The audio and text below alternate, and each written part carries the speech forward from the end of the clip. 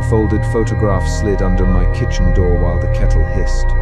Suspicion flared first, sharp enough that I let the steam climb onto my palms and set the mug down with both hands. The photograph was damp at one corner from the morning air and creased across a face I had not shown anyone in this house for years.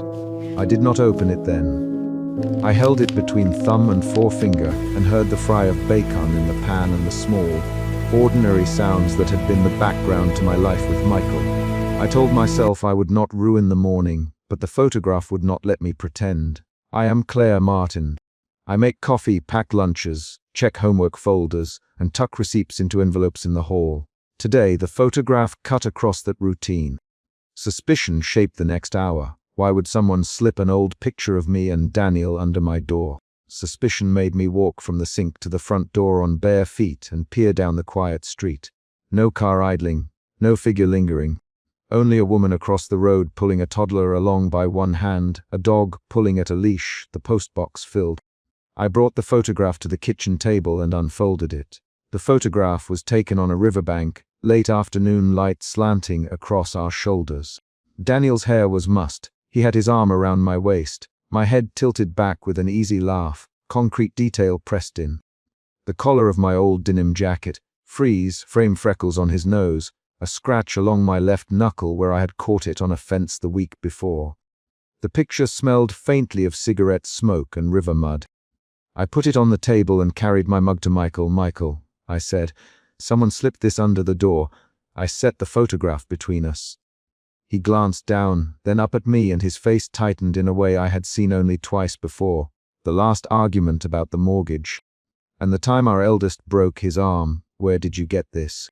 I asked. I didn't touch it. Michael, Claire, I swear. He turned the photograph without looking at it, fingers folding over my memory like inventory. Maybe the mailman.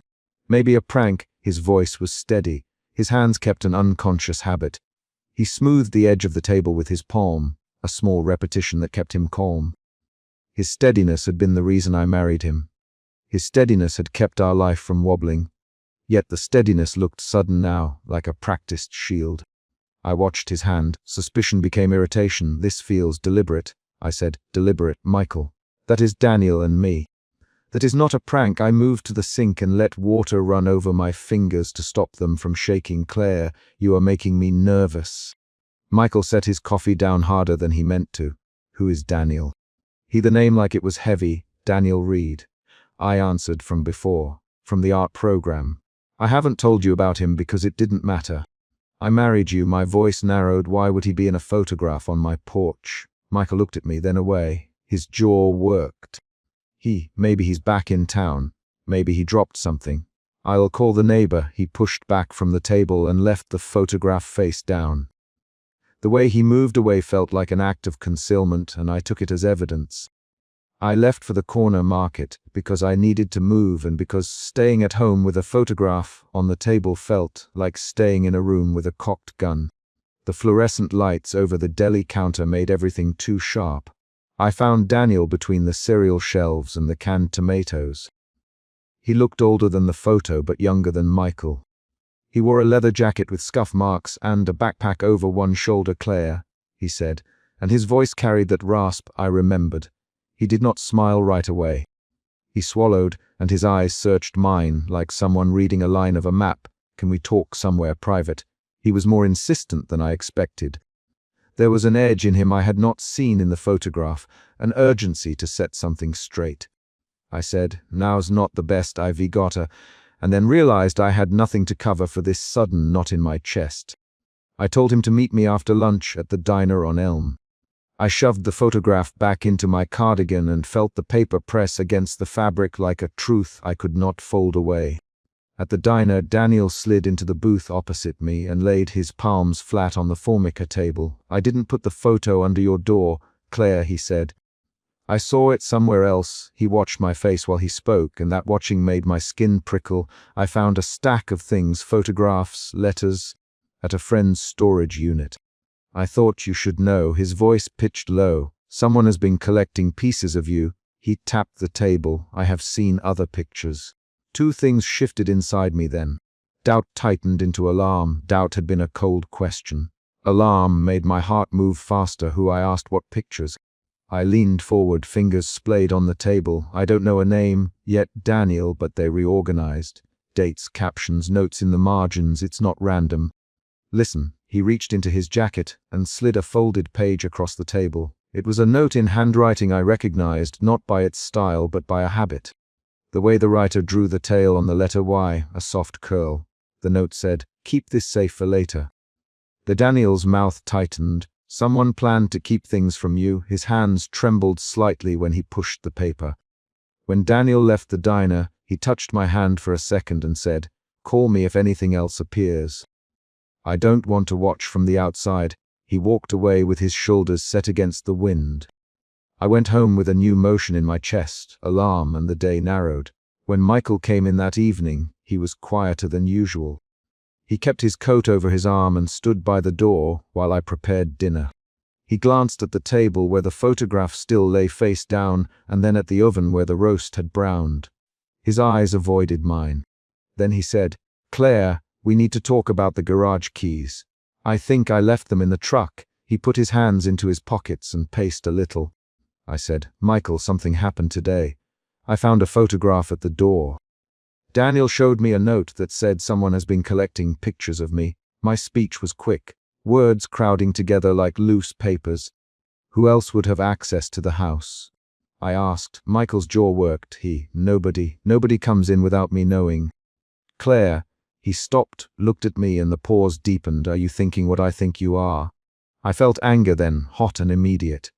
Anger at an invasion, anger at being treated like a fragile piece of glass, anger at the idea that my married life could hide surveillance. "Michael, tell me what you know.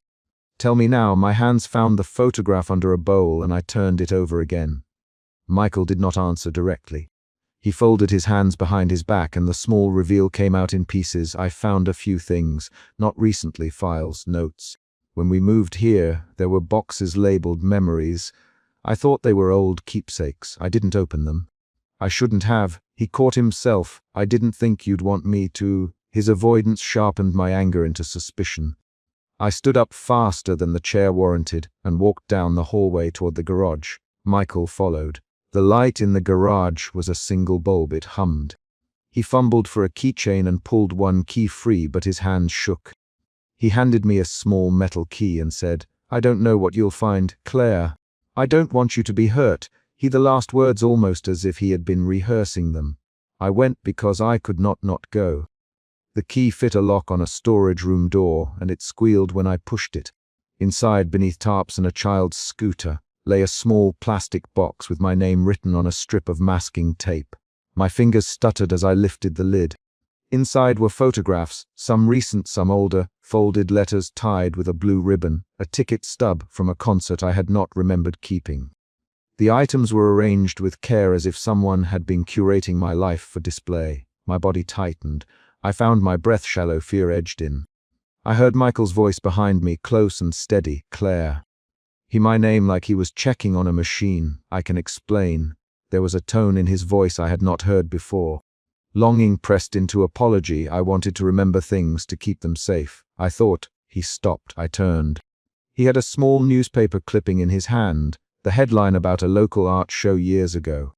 His face was flushed and small flecks of dust caught in his stubble. "I kept them because I loved you, Claire. I didn't know how else to hold on to you." The room changed then. Fear became betrayal. Fear had made my hands quick. Betrayal made my voice a serrated thing. "You kept my life like a museum, Michael. You collected women. You put their things in a box." I said each line as if counting inventory. Photograph, letter, ticket stub. He did not deny the items.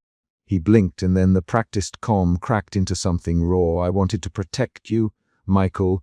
I thought if I knew, I could fix it. When I saw you with Daniel years ago, I panicked. I started saving things to remind myself that you chose me. It was stupid. It was wrong. I'm sorry." He moved nearer. "Claire, say something." We argued in 3-minute bursts that felt like lightning strikes. The first volley was a rapid exchange of questions and denials. "Why would you keep her letters?" I asked, because I thought I could understand. "Michael, understand what?" I pressed. "Why you mattered to me." He said, "Why you stayed." He reached for my hand and I pulled it back. That single small rejection made his face close like a fist. The second volley sped up. "You had no right," I said. "I had a duty to our family," he answered. "Duty does not mean ownership," I shot back. "Duty does not mean keeping proofs against me." My voice was low. I counted off the items I'd seen. Each one felt like another concrete nail. Daniel came back into the narrative that night, not physically but as a set of questions. I called him after midnight because I needed another witness to the facts. He answered on the third ring and his voice was a thin thread. "Claire, are you okay?" He said Michael kept a box of things. I told him he has a shrine in the garage. He has letters and photos. He says he kept them to remind himself why I chose him. "Daniel?" The line swallowed the last sentence. "I'll come over." "Daniel, don't confront him alone." His arrival was the external event that split the night. He parked across the street and knocked once on my back door so lightly it sounded like a leaf touching wood. Michael answered and opened the door with the house light behind him. The two men watched each other. Daniel's shoulders were back. Michael's hands were in his pockets. The air carried the smell of the roast under the bulbs. "Daniel," "Michael," and the name was not clipped. He put a hand out in a gesture that searched for civility. "Michael," Daniel replied. He did not offer his hand. He stepped inside and did not take off his jacket. I saw the storage unit. I thought you should know." His eyes landed on the box on the kitchen table. "Is that it?" A confrontation grew that had been simmering.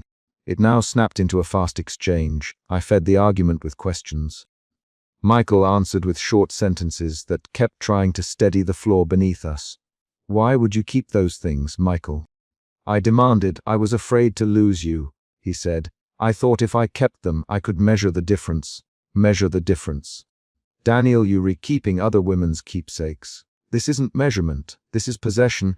His voice rose in a way that showed anger moving quickly into accusation. There were 3 to 6 rapid back and forth lines between Michael and Daniel as required, and they came fast and sharp. "You don't get to call this possession, Michael." "He didn't come here to argue, Michael," I interrupted. "Daniel, tell him why you were in the storage unit. Tell him about the note." My voice needed another witness. Daniel laid out the discovery in short sentences. Where he had found the stack, the way the covers had been labeled, the dates he had seen. Michael's face changed with each detail. His hands rubbed the back of his neck in the habit I had watched since our first move together. He looked like a man trying to push a brake while a car rolled forward. I felt another shift. Anger thinned into clarity. Clarity made my decisions sharp. I could see that Michael's actions were less about malice and more about control, a control that had metastasized into secrecy. Control had become a shrine. "What are you going to do now, Daniel?" His tone was not pleading, it was practical. "Are you going to throw it away? Burn it? Keep it? Tell Claire?" Michael looked at me like he wanted permission to choose. "Claire, tell me what you want me to do." His voice was small in the bright kitchen. I asked for the attic key. I needed to search the house where I lived. He gave it. We went upstairs with a slow, mechanical order. Footsteps on carpet, the soft creak of the banister under our palms. The attic door was at the back of the hallway, behind a row of boxes labeled with earlier moves. The lock yielded with the same key that opened the storage room. We pulled the hatch down and the attic light cut a round pool on the floorboards. In the attic there was a row of boxes that were not labeled for moving. Instead they had dates and thin paper tabs. I opened one and the smell of old paper and perfume hit me. Inside were photographs, letters, small items, locks of hair tied in thread, a pressed corsage, a theater program. There were names on envelopes. Not my name but other women's names. Each item was arranged and catalogued by hand. My breath stopped. Daniel reached for a photograph and said, "These are from different years." He kept them all. He staged them. His fingers landed on a picture of a woman, did not know, hair done for a wedding, wearing a smile that had been preserved. He made a pattern. "Daniel." "Michael, I wanted to keep what mattered, so I would not lose it. I thought if I kept things, I'd understand where we came from. I thought I could prevent mistakes." That sentence, "I thought I could prevent mistakes," was the twist that changed the whole earlier sequence. Up until then I had suspected a clear malicious stalking or an outside force. The twist turned the suspicion inward. The collector was the person closest to me. It aligned everything else into a new shape. My understanding of every small keep-sake, every unexplained late night errand shifted. I reacted with a single physical movement. I pushed a box away and it slammed into the rafters. Dust motes fell like ash. Michael stepped forward and tried to pick up the pieces, and his fingers grazed mine. For a single moment I felt the pull of what we had built, the steady, dependable life, and the pain of a line crossed. Daniel spoke softly then, and the softness had its own force. "Claire, you deserve to know. He kept these because he feared losing you, not because he wanted to hurt you in the way a stranger would. But that does not excuse what he did. We need to decide what to do with this evidence." He looked at me like someone offering a map. Outside, the street lamp threw a pool of light over the front yard. I felt the weight of decision drop into my lap. My heart was beating in a way that meant something definite. I could leave the boxes where they were and pretend nothing had happened, or I could take those objects and make them into a case, or I could take them to the police. Each choice would corner different parts of my life. I put my hand on the attic floor, and the wood felt cool. I thought of my children sleeping down the hallway, of Michael's clumsy, steady tenderness in the mornings, of Daniel's urgent honesty. I had the sudden interior sensation of choice pressing against the ribs. The fear of exposure shifted into resolve. I closed the attic hatch and locked it again. "What did you want me to do, Claire?" Michael. His voice was raw. He had not yet asked me to leave him. He asked what to do because he wanted a map toward repair. I answered by pulling out the small bag from under the bed, an overnight pack I had bought and never used, and placing it on the hallway table. I moved with steady motions: toothbrush, a change of clothes, a pair of slippers. I did not tell Michael outright that I might go. I only packed in silence while he watched, then finally said, "I need time to think away from this house. I need to know whether the life I chose is mine or a collection someone kept for me." Michael moved to the hall and put a hand on the bag and then withdrew it. He did not force a hold. "Where will you go?" "I don't know yet," I said. I felt clarity like a knife edged. Daniel offered his spare room tonight. "I will call him if I decide. Right now I need space." I heard a click inside me where I had sealed decisions before. Daniel came to the porch as if to escort me or to make sure I left safely. He stood on the drive, hands in his jacket pockets, and said nothing. Michael opened the front door and stood framed by the hallway light behind him, the house a silhouette of everything familiar. I lifted the small bag and felt its straps cut into my palm. I did not leave without saying one thing. "Michael, you must tell me everything you kept and why. I will not accept vagueness. I need a list." His face collapsed and his fingers closed around the banister. "I'll make the list," he said. "I'll show you everything." "I'll." He stopped because he had no further words. The final act in the chapter was a small, literal movement. I stepped off the porch and onto the concrete path. Dawn had not yet come, but the sky was thinning to a lighter blue. The photograph was folded in my cardigan pocket. I walked toward Daniel's truck across the street with the small bag swinging against my hip, and Michael closed the door behind him. The door made a soft click. I paused with one foot on the lawn and felt the choice heavy and simple. Then I walked on. Daniel was leaning against my car in the school drop, off lane, the damp photograph folded in his hand and 3 parents glancing toward us.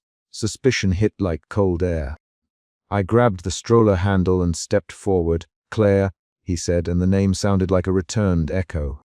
The photograph was the reason he had come, and that single object made everything urgent and public. I kept my voice small because children were unbuckling in the next row. "What are you doing here, Daniel?" I asked. My throat tightened. Suspicion had already pushed my chest forward and my jaw closed. I could see the playground gate, the painted hopscotch squares, the teacher waving. The concrete stakes were obvious. This had to end now or spread in front of my son and other parents. I tugged the stroller a step closer to the curb so the teacher could not hear. "You sent this under my door," I said. "Why?" "I had to make you see it," Daniel answered. He held the photograph up just enough for me to glimpse the crease running through his face. "I needed you to decide, Claire." The word decide landed heavy. Within 5 sentences I had a clear problem. An old lover had forced an appearance that could undo the careful life Michael and I built. I refused to let him name the timeline for me in front of other people. I turned so my back was to the playground and spoke faster. Not here. Not now. Leave it in my mailbox if you want attention. Daniel's eyes narrowed. He stepped closer and the smell of tobacco and sea breeze hit me sharp. You don't get to tell me where my photograph goes. You don't get to hide again. A man in a baseball cap crossed between us. A woman with a travel mug watched us. People murmured. My pulse pressed at my temples. The suspicion that had opened in my chest shifted into unease. Now I worried about who would see, what they'd think, what Michael would hear. I moved to the sidewalk and the stroller wheels clicked over a small crack in the asphalt. Daniel, I said, softer, please. Go. He didn't leave. He tapped the photograph's damp corner with his thumbnail as if rehearsing a point. I kept it for years, he said. I kept more than that. Claire. The extra sentence hung between us like a threat. I thought of the photograph slid under my kitchen door that morning, the memory from earlier that day, and how its edge had been damp from the morning air. That earlier image belonged to chapter 1 of what I was living now. A folded photograph, a kettle steaming, a paper mug on the counter. Now Daniel had returned it to me in public. I felt the third emotion arrive, guilt. Not only suspicion or unease, but a small, low guilt at my hands. Michael does not deserve this disruption. Michael does not know I'm speaking with Daniel now. My fingers tightened on the stroller handle until knuckles blanched. Claire, Daniel lowered his voice. We can go somewhere and talk. No, I said. I scanned the parking lot for a path back into ordinary life. A child dropped a backpack and a parent cursed under their breath. No, Daniel. This isn't fair to my family. His mouth flattened. Is my life not fair to you? He asked. Is that what you were saying? I closed my eyes for a second and opened to the teacher heading over. You need to leave, I said now. Daniel folded the photograph and slid it into his jacket. He pushed off the car and walked away without another word, but he didn't hurry. He walked along the line of cars until a white van blocked him from view. My stomach hollowed as he disappeared. I should have gone home then and told Michael everything. Instead, I sat on a curb and watched the van until it moved away. The unease tightened into a tremor under my skin. My hands shook when I used my thumb to wipe a line of dirt from the stroller's handle. That night Michael noticed I was quieter than usual. He wiped his hands on a dish towel and kept asking, Claire, are you all right? The word guilt triggered a new motion. I lied. I said it was a long day, that I had paid a bill late, anything to keep denial's name from landing in our kitchen conversation. Michael's face softened. Come here, he said, and he reached out as if to steady me. He did not demand the photograph or the truth. He offered steadiness. I leaned into that steadiness for one slow breath and felt relief, another emotion shift. Suspicion, unease, guilt, relief. The relief lasted only until midnight. I could not sleep. The photograph sat inside my head like a small stone. At 9 I texted Daniel, don't come near the house. Stop. He replied 3 hours later with an address and a single time, 9:30 at the Blue Lantern Diner. I told myself I would not go. But by 10:50 my hands were checking my hair in the hallway mirror and my keys were in my pocket. I left the house without telling Michael. The diner smelled of coffee and frying oil. Fluorescent lights buzzed and a neon beer sign hummed in one corner. Daniel was already in a booth, hands folded on the Formica table. His leather jacket had a white thread fraying at the cuff. He looked at me with that crooked smile, and for a moment I remembered why he had mattered. Daniel, I said. And the word was a small file of memory against the tray. Why did you send the photograph? He pushed the photograph across the table. The crease ran through his cheek in the image. Because you promised once, he said.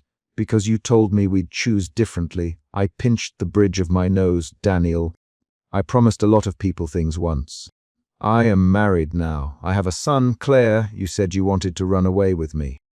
You'd choose me if the timing changed. He leaned in. You made a promise your handwriting knows how to keep. The words landed like weights. I felt anger flare, anger at him for dragging the past into my kitchen. Anger at myself for having said those things years ago when everything felt raw.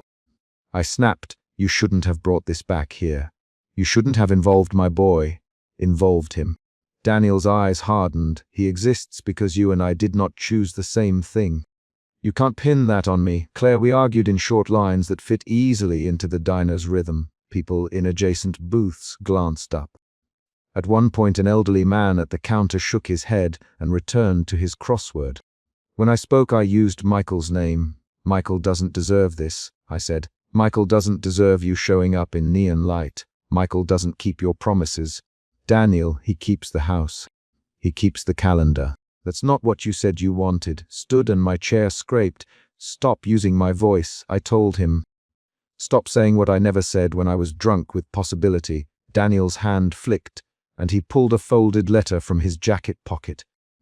He opened it with a thumb that shook less than mine. "Read it," he said. "You wrote it the week you left our apartment." The letter smelled faintly of smoke and lemon soap. I had not seen it since I left him years ago.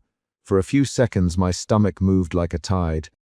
My fingers wanted to close the distance and pull it away.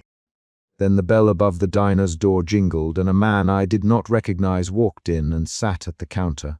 The external event, someone new entering, forced a decision in me. I had to act. "Don't," I said, and my voice came out small. "Daniel, don't make this public." He folded the letter and met my eyes. "I'm not making this public, Claire. I'm asking for what you promised." My skin went cold. I thought of Michael's stolid mouth and the way he had hummed while loading the dishwasher this morning. I thought of my son laughing at breakfast, milk on his chin. The guilt that had softened into relief earlier snapped into sharper shame. "What do you want?" I asked. 1 hour, one honest hour. No lies, no deflections. Tell me if you ever meant me. Tell me if you can ever choose differently. He looked at me as if my answer could change the shape of him. I kept my hand on the formica and took a breath. I had to keep my sentences short. "I won't leave Michael tonight," I said. "I won't break my family down in a diner booth." He laughed once, without humor. "Then tell me you never meant it." He pushed the letter back across the table and stood. At that exact moment my phone vibrated and I saw Michael's name on the screen. My thumbs hovered. I didn't answer. I looked at Daniel. "Tell me why you brought the photograph to the school," I said instead. He blinked. "It was meant to make you face the choice," he said. "You slid it under your own door once and then you let it go. I thought if you saw it again you would remember the promise." "You mean you thought you could make me choose you?" I kept my voice flat. He leaned in and now his voice was urgent. "I can't let both of us live with a lie we won't name." His fingers tapped the letter's edge once. "Make a choice, Claire. Say it." Outside, a delivery truck idled and then moved. A gust of night air blew through the diner's doorway and papers at the counter shifted. The motion felt like a nudge. I stood up too fast and the vinyl seat squealed. "No, Daniel, I won't." I started, and then the diner's neon sign stuttered. The open hour on my phone changed from 9:35 to 9:36. In 2 short breaths the scene accelerated. The mini cliffhanger arrived. The phone call from Michael. Michael pushed through the diner's door as if he'd run the block. He was wearing his worn work shirt and his watch glinted under the neon. "Claire, are you okay?" he asked, and he looked past me at Daniel. "Who is this?" The 3 of us were packed into a space meant for 2. The air tasted of coffee and vinegar. My chest pressed against the formica. I could feel Michael's heartbeat through his shirt when he leaned forward. "Michael, this is Daniel Reed," I said. "We've known each other before. Daniel sent a photograph this morning and I've been talking to him tonight." "You sent what?" "Michael." The words were clipped. He rubbed the back of his neck and then pressed his fingers into the table as if to anchor himself. "I didn't know he'd come to the school," I said quickly. "He came by earlier with the photo. He wanted to talk." Daniel folded his arms. "Michael, you keep the house. Claire and I kept promises. She knows it, Daniel. Michael, you can't just show up and throw that at us. We have a life here. You have a life, Michael," Daniel answered, "and you have a version of Claire. I want the Claire who said yes to me." Michael's jaw tightened. "That's not her anymore." "Claire, is that true?" "No, no," I said. "Not tonight. Not in front of the children. Not like this." 3 voices tightened into lines. "Not in front of the children. You have a life here. I kept promises." The argument moved in short exchanges, 3 to 6 lines snapping back and forth as required. "Michael, why now?" "Daniel, because she wouldn't answer before," I said. "Because you brought it back into my life."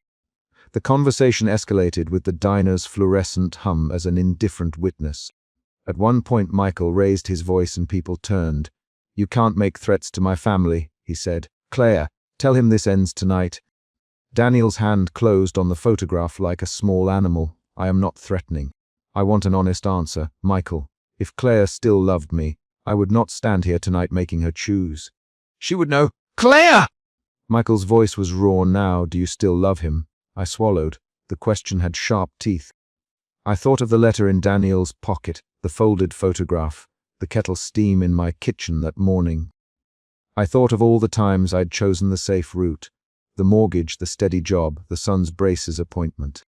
I felt the shape of responsibility press on my ribs. "I married you because I wanted stability," I said, "not because I never loved.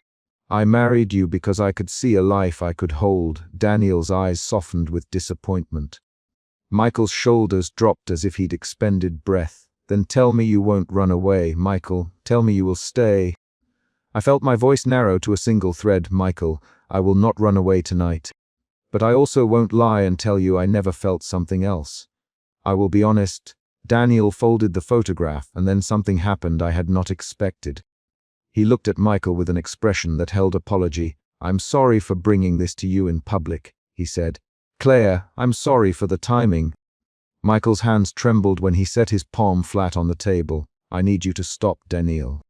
For all our sakes, Daniel stood, folded the letter slowly, and then placed both the photograph and the letter on the table between us. "Keep them," he said to me.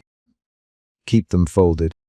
I won't make you choose by force tonight. I'll leave town. But I want you to know what you promised." He walked out before either of us could reply. The bell over the door jingled. Outside, a taxi idled and then pulled away. The external event, Daniel leaving, shifted the pressure but did not erase the cut he'd made. We left the diner together. Michael's hand found my elbow and his grip held steady. We were silent for 2 blocks. Then he asked, "Did he say anything else?" I told him about the letter and the photograph, and how he had kept things I thought long buried.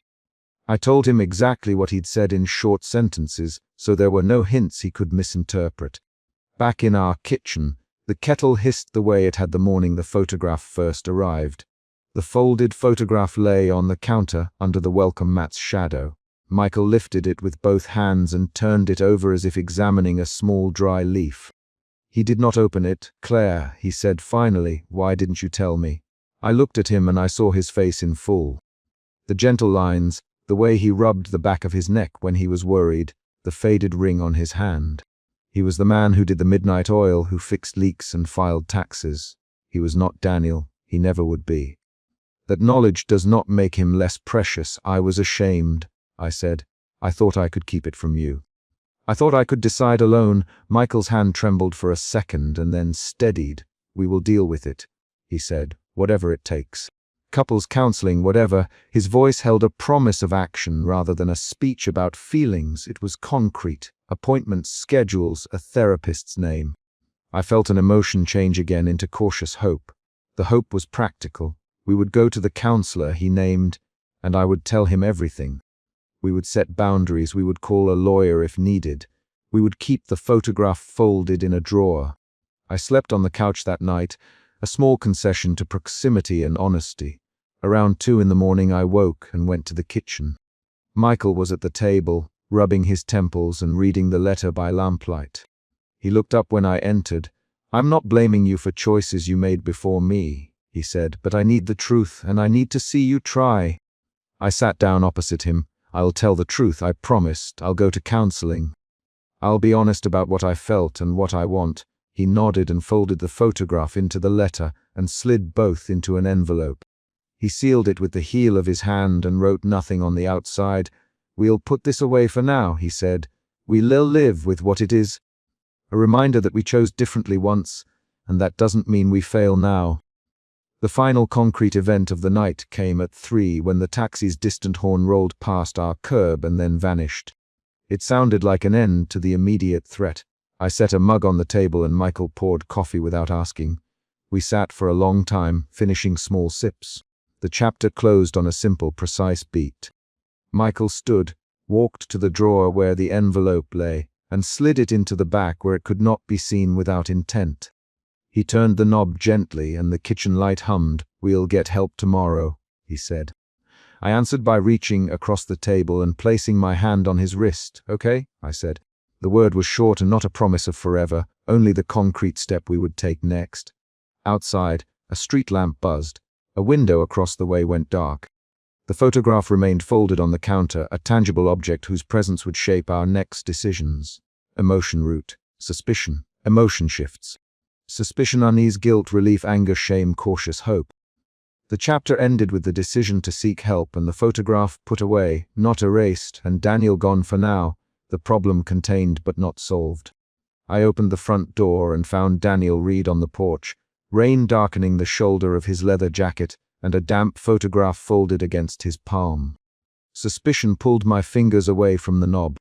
I kept the deadbolt half, turned and let the chain catch the door. Claire, Daniel, and his voice landed in the hallway like a fact I could not ignore. He held out the bundle of letters without stepping forward. The porch light threw his face into hard relief. The damp corner of the photograph trembled against his thumb. My first movement was practical. I pulled the chain completely closed, reached for the nearest mug on the hall table, and let the ringing of the kettle in my mind be replaced by the scrape of porcelain in my hand. Suspicion wasn't an idea. It moved through my body as a tightness in my jaw and a pause in my breath. I could not pretend I had not expected this possibility ever since the folded photograph slid under my kitchen door weeks earlier. The photograph had been wet at one corner and creased across a face I had kept out of the house for years. That image had vibrated like a splinter under my skin. Daniel standing on my porch was the splinter exposed. "What are you doing here, Daniel?" I said, keeping my voice even and my fingers curled around the mug. I planted my feet and let the screen door stay latched between us. I wanted to sound in control. My hands gave me away when they trembled. "I need to talk to you alone, Daniel." He tucked his chin and shifted the letters from one hand to the other, a single letter. "Please." His eyes found mine quickly, and then darted down to the photograph. I felt a second current under suspicion, guarded curiosity. The photograph had been the first concrete thing to arrive, a physical clue. The letters were a second. I found myself stepping back, then forward in the same breath. The chain a thin concession. "Not here." "Ah," I said, "not with the kids asleep." "Not like this." Daniel's mouth tightened. "I won't wake them. I swear. Claire, take it. Read it alone. If you want, burn it. If you want, throw it away. But read it." There was impatience in him now, a ripple that made my shoulders brace. He used my name the way a door used a key. Precise, intended to turn something open. My palms were damp on the mug. I had not let anyone use my name like that for a long time. "Why now?" I asked. "Why come back to a porch at midnight?" Daniel looked past me for a moment toward the dark street. "Because I'm leaving soon," he said. "Because I couldn't leave without giving this to you." His jaw moved. "Because you deserve a chance to see what's true." A new shift arrived in my chest, from guarded curiosity to a cold knot of dread. Leaving soon meant he had plans that did not include staying, and that possibility always carried urgency and a kind of threat. I thought of Michael asleep under a ceiling in the next room, of our son's small breath through the baby monitor. I thought of the neat routine we had built like a house from steady beams. "You can't just show up and demand decisions," I said. "Not tonight." The words were brisk. The porch light flickered as a car passed and left us in a pool of dim gold. Daniel swallowed. "I know. I'm not asking you to decide tonight. I'm asking you to read one letter. That's all." He pushed the bundle through the gap in the door with a hand that trembled just enough to reveal he felt something too. The paper felt colder than the night air when I took it. The top envelope had my name in a handwriting I could place immediately. Quick, looping, certain. I did not open it then. Instead, I closed the door the rest of the way and locked it behind me, a small act that read like a refusal and a protection at once. Inside, I went to the hallway table and took the top envelope out from where the kettle of the house hummed like a held breath. Suspicion still ran beneath every movement. I slid a finger under the flap and read the first line. It was a single sentence that pushed a memory forward with a sharpness I could feel on my tongue. "I was wrong to leave you without saying what happened." The sentence was concrete and contained a claim I had not expected to hear so plainly. I sat on the small bench and folded the letter open. The living room lights kept the house from feeling like a stage. They kept it feeling like a place where things happened. Daniel's handwriting filled the page in short paragraphs. There were no flourishes, no pleas that tried to make me soft. He listed dates, small events, a night he had come to the gallery and left when I did not see him, a fight about money that had changed him, a decision he had made about a show that took him far away. He wrote that he had wanted to be honest sooner, that he had thought his leaving would be better than staying, and asking for things he could not give. There was a line that made my hands go cold.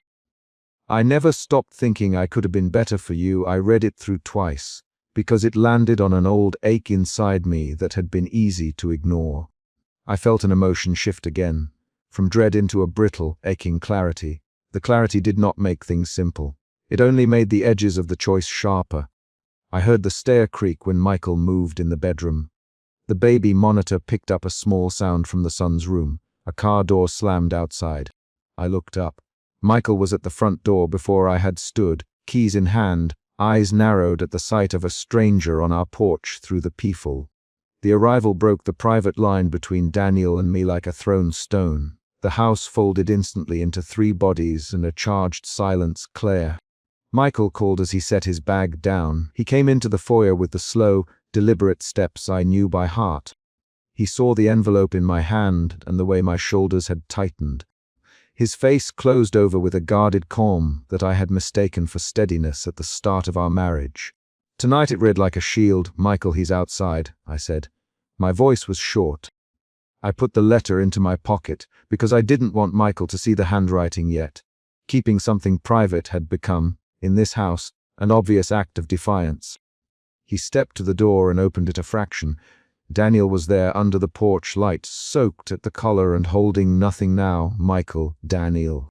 He kept his hands open. I'll be leaving town soon. I'm not asking Claire to run with me. Michael's jaw worked. He cut him off, not asking. Daniel, what are you doing at my house at midnight? Michael's voice was steady but tight. He rubbed the back of his neck once, the way he always did when he tried to hold his temper in place. I brought something for Claire, Daniel. I brought letters she deserves to read. He looked at me as if the look would make me move, and I felt that old ache again. The ache that was not just mine. Claire, give me that, Michael. He moved forward and his hand went for my pocket. I stepped backward with the reflex of someone defending a small, private thing. The motion forced words between them. Michael. Wait, I said. The word was a hinge. Don't take it. Let me read it. Michael hesitated. Why would she read anything you wrote, Daniel? His tone had the slow heat of someone who keeps anger under control until it snaps. Why now? Daniel's answer was low. Because I can't leave without telling her the truth. Because I can't have you keep something that might belong to her. There was a flash of something in Michael's face that I hadn't seen often. A fear threaded through his annoyance. Claire, he said. He always used my name like a harbor. Steady official, if you read anything that will make you doubt this house. He didn't finish. He didn't have to. The implication hung between his hands. I stepped into the narrow space between them. The hallway felt suddenly too small. Michael, listen to me. I said, I will read it alone. Then we'll talk in the morning. Not tonight, not tonight. Daniel repeated, and there was impatience and pleading mixed in a single syllable. Claire, you don't understand everything that happened. Michael's hand tightened at his side. Claire, if this is about some old fling, it's not a fling. Daniel snapped, and his voice pierced the quiet. The word made the room lengthen. It was a life. The line between them changed. That one short exchange moved the ground. I could feel a shift inside me from brittle clarity to a raw tremor of guilt. I had married Michael for the steady life. The choice had been conscious and deliberate. But here was proof that another life had existed with its own claims and unfinished sentences. My breath caught. I put the letter on the hall table and touched the thin fold as if to test whether it was still paper. Then tell me now, Michael. He took a step forward, then stopped, the restraint visible in his shoulders. Tell me why you're here, Daniel. Tell me what you want. Daniel looked at Michael and then at me. For the first time since he stepped onto the porch, he looked uncertain. I'm not asking Claire to turn her life upside down, he said. I only want her to know. I only want her to have closure. If she chooses to walk away, I won't stop her. I can't ask that. But I couldn't leave without telling her I was the one who left, and the reasons why. There came a quick exchange of short lines between them. 3 to 5 tight back, and fourths an argument shaped like a knife. You think letters fix that? Michael, no, Daniel, but words are better than silence. You left us. Michael's voice rose briefly. You left Claire, and you left her with nothing to understand. I left because I thought it would hurt less than staying and failing her. Daniel shot back. I thought distance would keep me from making things worse. You were wrong. Michael. The rapid volley ended as the baby monitor clicked and a soft whimper came from upstairs. The sound snapped more than tension. It produced motion. Michael's expression changed from anger to a flat, practical concern. He straightened his shoulders and looked at the ceiling, as if he could measure the distance to the child's room, not in front of him. Michael, not like this. We'll handle this tomorrow. Daniel, you need to leave now. Daniel's eyes met mine. For a moment, we were back where we had been on the porch. 2 people with a worn map between them. Claire, he said softly, please, read it. Then decide. I took the letter from the table and slid it into my coat pocket. Go, I told Daniel, leave now. Don't make it worse. He hesitated. Then he stepped back from the doorway and turned away, his boots leaving small wet marks on the doormat. He did not argue. He did not ask for more.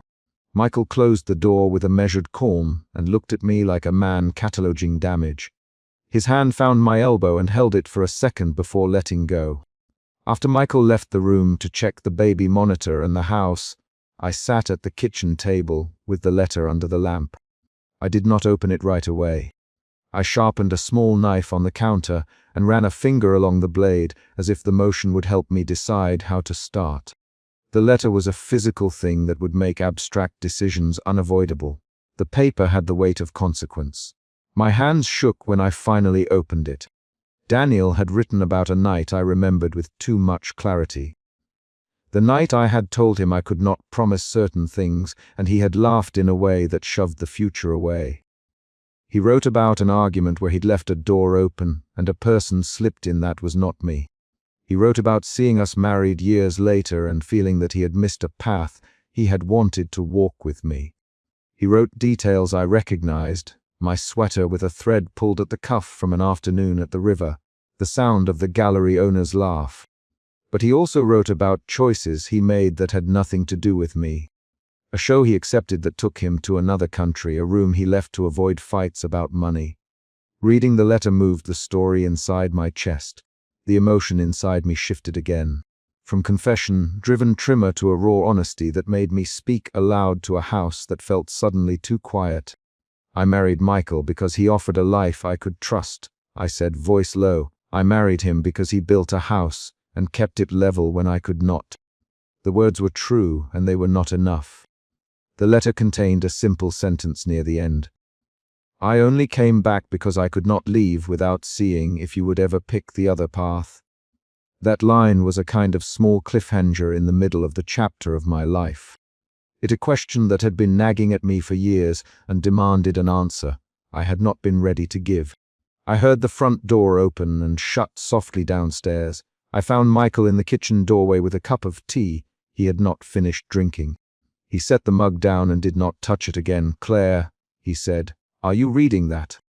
I nodded without looking up. Yes. He crossed the room and stood behind me with a posture that kept a distance and tried to be careful. What does he want you to do? Michael. I turned the page. He wants me to know why he left. He wants me to know he regrets it. He wants me to have the truth before he goes. Michael's jaw clenched. Does he want you to leave with him? His voice had an edge I had only heard once before, the night we argued about money and he had nearly walked out. No, I said quickly. He says he won't ask me to run. He says he wants closure. There was a beat of silence that felt like waiting for a verdict. Michael's fingers tapped a slow rhythm against the counter. So what do you want, Claire? He asked. There was no accusation in the question now, only the raw demand for clarity. My answer arrived in a simple motion. I put the letter back into the envelope and slid it into the same pocket I had left it in. I stood up and walked to the front door. Outside, Daniel's breath had fogged the small patch of porch light. A wet print had dried on the step. The street smelled faintly of rain and cut grass. I opened the door a crack and called softly, "Daniel." He turned Claire. I wrapped my cardigan tighter around my shoulders because my hands were cold from the paper. "I will read everything you left. I will not decide tonight. I will not run. But I will not pretend this is nothing. If you leave, leave that you did not come back to take me. Leave knowing I will read it and then we will talk." Daniel's face went through an expression that was complicated and immediate. Relief, grief, acceptance. "Thank you," he said. "That's all I ask." He stepped off the porch and walked down the path into the dark. He did not look back. Michael watched him go and then met my eyes. He rubbed the back of his neck once. "We talk in the morning," he said.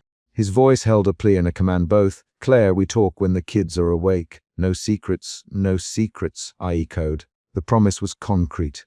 A time, a condition, a plan. It anchored what felt like a floating thing. I closed the door and locked it again. Then I went to the porch and picked up the damp photograph Daniel had left on the mat. I read the face on it. I recognized the small scar on the right eyebrow in that image, the tilt of a smile that had once made me reckless. The photograph was a physical record of a life I had left at the doorway of my present.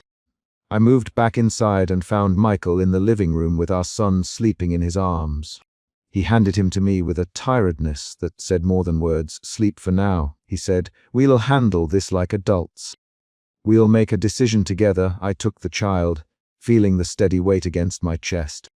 The action was precise and ordinary, and it made the house feel like a place with rules again. The baby shifted and fell back asleep against my shoulder. I sat with both hands steady and the photograph folded in my lap. It was concrete evidence and a quiet weapon. It me to look at a past that had been real and to decide, in the open, what place it would have in my life. When Michael left the room to clear the kettle, I stood quietly in the doorway and watched his back until the sound of him moving in the kitchen softened. Then I retrieved the bundle of letters from my coat and placed them on the hallway table. I opened one more envelope and traced the first sentence with the pad of my thumb as if counting the edges of a wound. By early dawn I had read every letter. I had cried, I had swallowed words, I had spoken aloud 3 short sentences at the kitchen table. I married Michael because I wanted a steady life. I loved Daniel in another way. I don't know what to call the rest yet. Those lines were spoken, out loud, into a house that had heard them and seemed to absorb them without judgment. At 6:15, Michael opened the front door and walked out to the driveway. He had his coat on. He stopped and looked back at me. I found him there and stood a few steps away, the photograph folded into my palm, the letters left on the table above the stair where we could both reach them. "I need time," I said, and I said the words without grandiosity or theatrical pain. I said them as a simple request for space to think, not a vow to leave. Michael's jaw moved. He took a breath and then nodded once. "Take the time you need," he said. "Don't make decisions to hurt us. Tell me when you know." I reached for his hand across the cold air and wrapped my fingers around his thumb. The touch was small and ordinary, but it carried a truce. I did not promise anything larger. I only asked for the days I needed to read, to think, and to be honest. A car started down the street. Daniel's absence was a presence now, a gap on the porch where wet boots had been. I folded the damp photograph and put it back in the envelope. Then I walked with Michael into the house, leaving the porch light on in case someone else came with more questions. The night had given us an unexpected reckoning and the beginning of a repair that would take more than words. The next step was simple and concrete. We would speak in the morning, with the children awake, with cups of coffee and the letters between us. That decision was the chapter's last movement.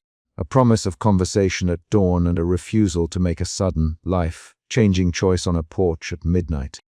Daniel stepped into the PT gym holding a damp photograph and said my name in a voice that bent the room toward him. Suspicion tightened my fingers around the paper program. I felt it as a physical pressure, not a mood. Parents who had been folding raffle tickets froze and turned. I pushed my chair back with both hands and stood before the hall could make the moment smaller. I pulled the stroller by the handle with my left hand and kept my right free to reach for Michael if I had to. The photograph in Daniel's palm was the one that had slid under my kitchen door weeks earlier, the same crease across the corner. I had expected ghosts in the quiet of my kitchen.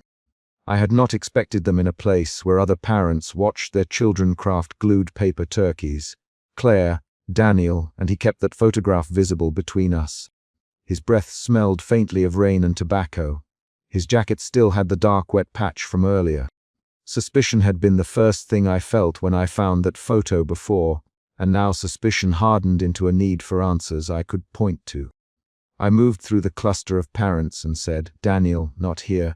Please." I tried to keep my voice level. My hands were steady enough that the program didn't crumple. He didn't lower the photograph. "Not here." "Daniel," he lifted his chin and his green eyes searched mine. "Why not? You left me letters. You left me nothing but a name and a neighborhood. I want to know why, Claire. I want honesty now." An older woman clicked her knitting needles and looked between us. A father with a paper cup of coffee cleared his throat.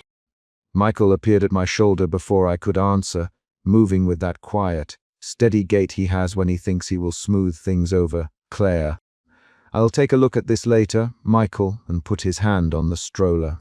His voice was low and steady. My name like it was a thing that could still be arranged into order. "Michael," I said, and I did not let his hand guide me away. I held my ground. Suspicion shifted into something hotter when Daniel stepped forward and set the photo on a folding table where everyone could see it. A young me at a beach, hair soaked and laughing, a man with a crooked smile next to me, Daniel's wrist tattoo visible, the same jacket he wore now. "How long has he been following me?" I asked, and the words came out thinner than I wanted. Anger pulled at my ribs. My mouth tasted like metal. "Daniel, I haven't been following you, Claire. I came back because I had to know if the photograph mattered. You left me nothing but a question." Michael's face closed into a practiced calm. "Daniel, this is private. Give Claire space." "Private?" Daniel scoffed. "You married her, didn't you? You know who she loved once. You know what she looked like when she was 24 and reckless. I'm not trying to hurt anyone." He pushed the plane ticket and the white envelope across the table so they slid and stopped at my elbow. The ticket's destination and the name printed on the envelope made a sound in the room like a small bell. Parents leaned in. A child dropped a box of crayons. Someone laughed nervously and then stopped. I felt my pulse beat in my throat. Anger moved into sharpness. My voice came out with edge. "What is that?" "A ticket, Daniel, one way. Tonight, and a letter I wrote you years ago. If you want to go, go. If you want to stay, tell me why." I couldn't live with not asking. "I won't break your home. I'm asking you to choose, Claire." There was no grand speech. There was only a plain ticket and a folded envelope and 3 people standing in a pizza gym where streamers still hung from a fundraising arch. That simplicity made the choice unbearable in a new way. Michael's jaw tightened. "You can't decide my family's life in front of people, Daniel. This is reckless." "Leave." Daniel shrugged. "I already left. I'm giving you a way to finish it honestly." I stepped back. The stroller wheels scraped. Suspicion had shifted again, this time into a small, wary hope I tried to deny. I had not let hope live in daylight for years.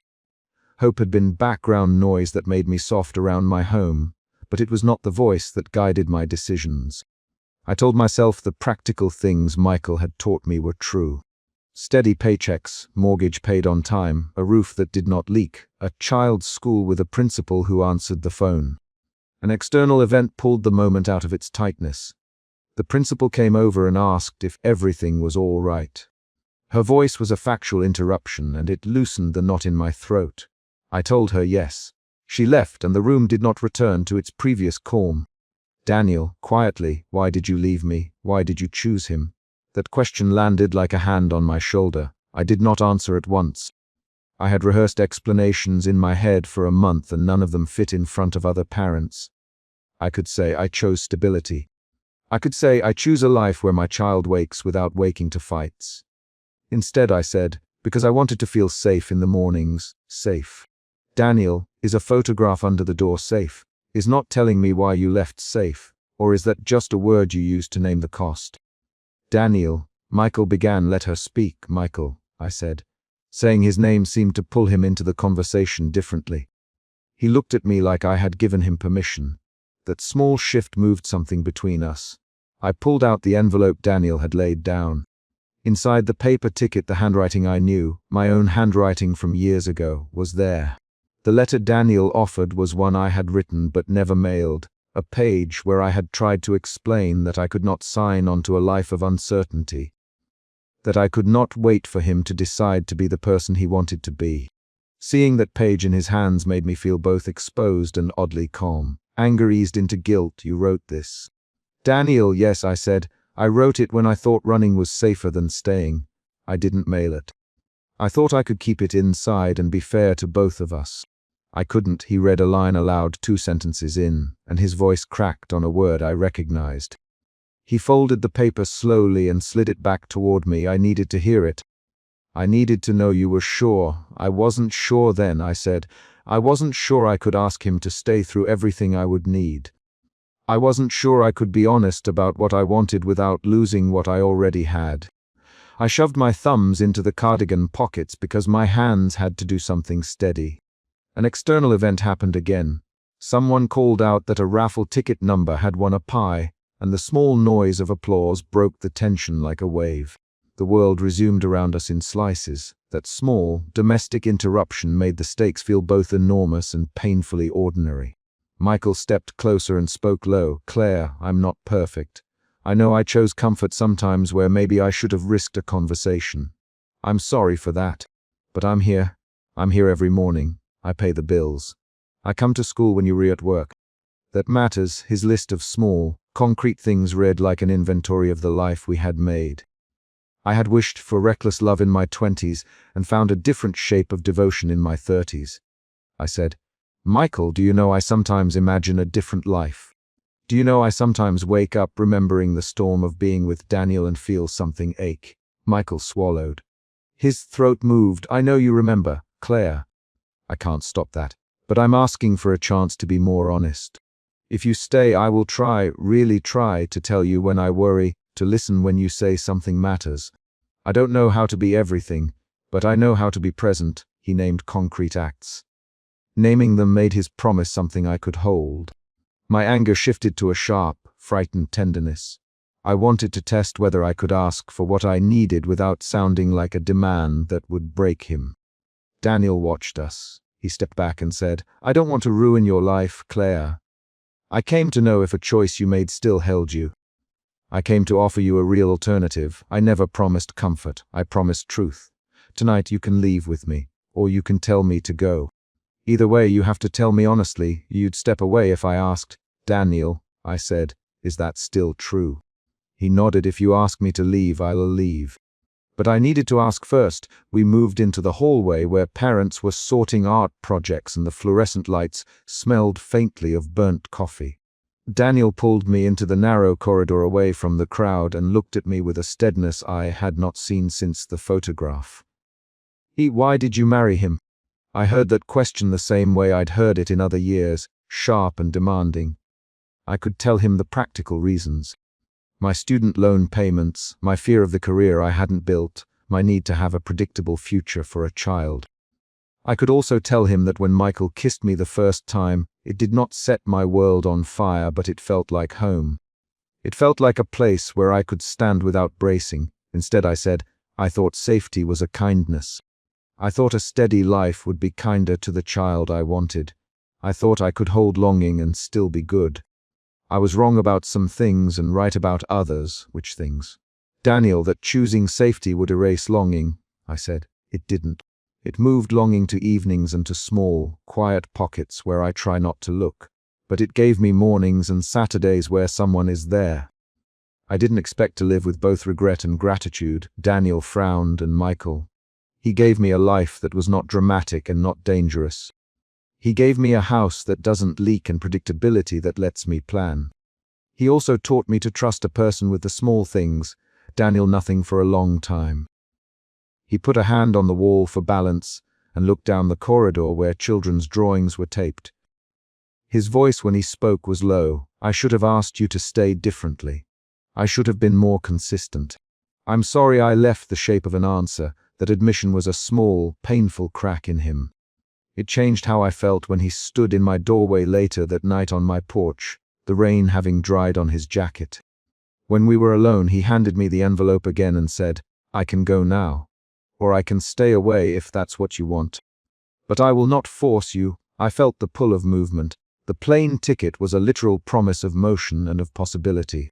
My hands tightened around the envelope, and then let it go. I will not go tonight, I said. Saying it made my voice roar in a way that felt honest. I need to tell Michael what I need, and I need him to try. I need to see small changes happen.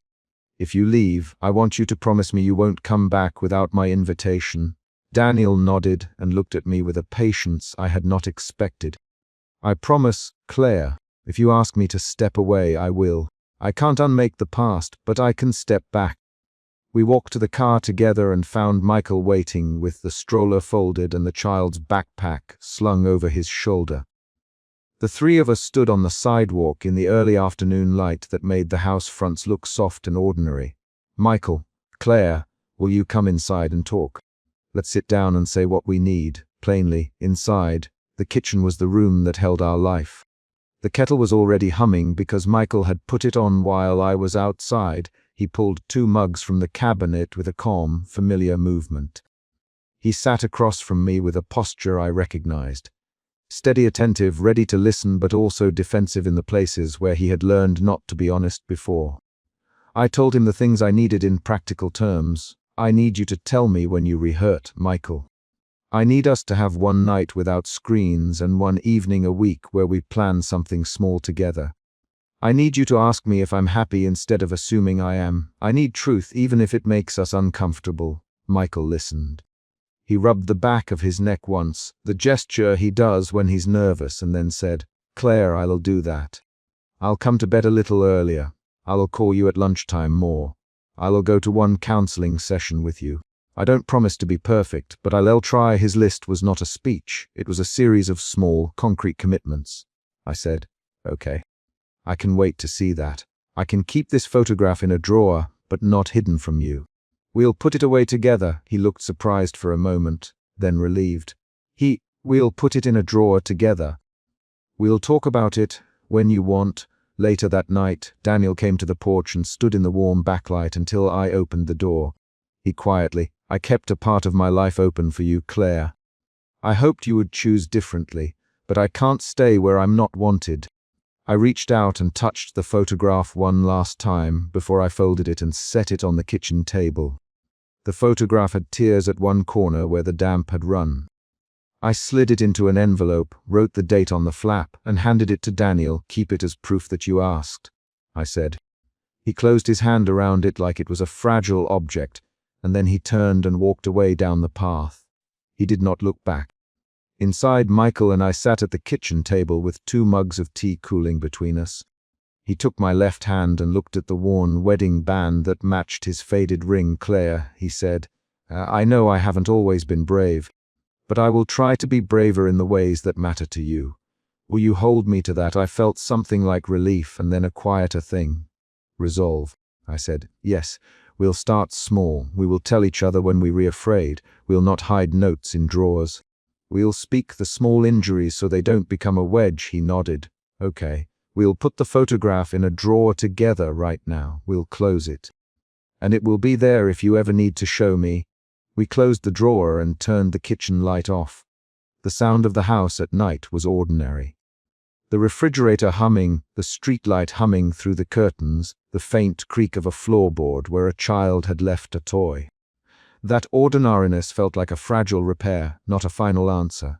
I sat on the edge of the counter and breathed through the trembling in my hands. My emotions had moved from suspicion to anger to reluctant tenderness and, finally, to a careful clarity where choice felt practical and hard. I had the plane ticket in my pocket for a few hours, and I placed it back in the envelope for Daniel to take. He had given me an option.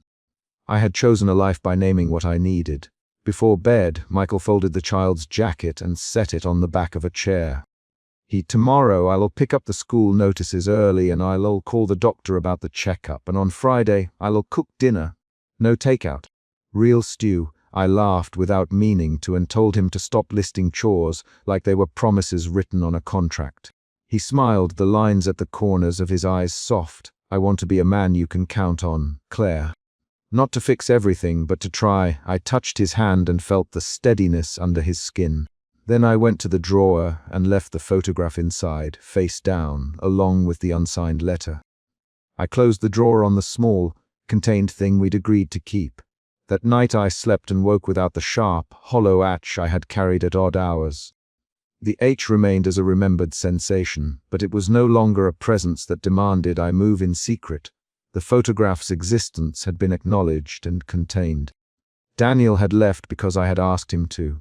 Michael had answered because I had named what I needed. In the morning I made coffee and spread toast on the table. I told the child the story about how the stuffed rabbit lost an ear, and we laughed. Michael kissed my temple and left for work with a quick, spoken, "I'll call you at lunch." The day did not feel like a miracle. It felt like the work of two people who had agreed to try, and that felt enough for now. The final choice came down to small things. Who shows up to dentist appointments, whose hands hold the child's in the parking lot, whether we speak plainly when a thing hurts. I had wanted a sweeping, cinematic ending in my 20s. At 36, I wanted honest work. I wanted the man who would learn how to be present the hard way. By being asked, stumbling, and trying again, I left the kitchen drawer closed and walked to the front door. On the porch the evening before, Daniel had been an unexpected motion in my life. Now he was an answered question. I stepped outside and set the mail on the stoop. A neighbor waved. The street smelled faintly of cut grass and dish soap. I felt my hands steady, and that steadiness was the most accurate thing I could offer to both of the men who had shaped this decision. I did not imagine every future. I did not promise a life without ache. I promised instead to name what I needed and to require honesty in return. That was the change I asked for, and Michael accepted it in small, practical ways. We closed the drawer together, and I placed the photograph into the past by putting it in an envelope and handing it away. The action was small and decisive. The chapter closed with the sound of the drawer latch and the three names, Claire, Michael, Daniel, arranged differently in my mouth, each with their own truth. Outside, someone drove past with a radio playing quietly. Inside, the kettle began to sing. I walked back to the table, and Michael reached for my hand across 2 mugs of cooling tea. He my name, and in that plain way he called me. I heard the life we had chosen to keep and the terms we had set. I nodded and squeezed his fingers. The decision had been made. The photograph was gone. The conversation had been started. The repair work would come tomorrow in the small, ordinary ways we had agreed upon. I closed my eyes for a second, then opened them and said, "Let's start with dinner on Friday. No screens, just us and the child. We will say the small things that bother us, even when they are awkward." Okay, Claire, he my name often in the days that followed, and each time it sounded like an action. We kept our pact in the kitchen light and in the mundane chores of living. That is how the final reckoning ended. Not with a dramatic vanishing, but with a drawer closed, a letter handed back, and 2 people committing to say what they meant and mean what they said.